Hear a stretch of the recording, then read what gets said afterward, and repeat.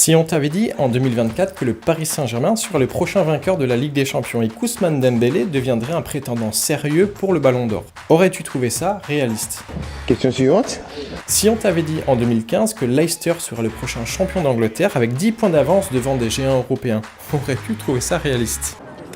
Thank you. Si on t'avait dit en 1976 que Nottingham Forest, un club qui faisait le yo-yo depuis plusieurs années en deuxième division anglaise, qui du coup a du mal à rejoindre l'élite, serait capable en 4 ans d'enchaîner une montée en D1 pour l'année prochaine déjouer tous les pronostics en devenant le nouveau roi de Première Ligue, puis l'année suivante gagner la Coupe des clubs champions et rebolote l'année suivante. En d'autres termes, passer de la D2 à 2 étoiles sur le logo en 4 ans. C'est trop facile.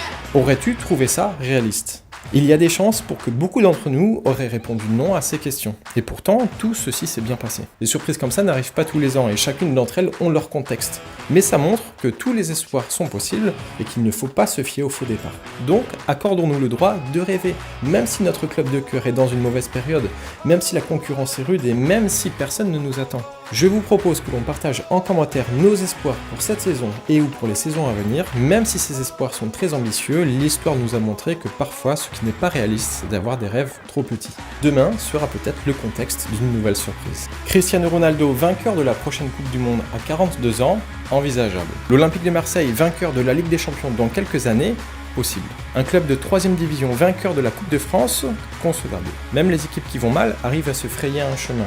En 2025, l'équipe qui est arrivée 17ème de Première Ligue a remporté l'Europa League et jouera l'année prochaine la Ligue des Champions. En 2024, l'équipe qui est arrivée dernière de Ligue 2 est arrivée en demi-finale de la Coupe de France. Elle a échoué aux portes de la finale. On y retourne, fier, la tête haute, on sauve l'honneur. Ok Jeff, on va tous les niquer ces bâtards. Quelles sont nos attentes pour nos clubs de cœur? On se retrouve en commentaire pour en parler. Et si vous voulez me donner plus de visibilité, vous pouvez relancer cette vidéo pendant que vous êtes dans la section commentaires. A bientôt pour une vidéo football qui fait réfléchir sur Parlons FC.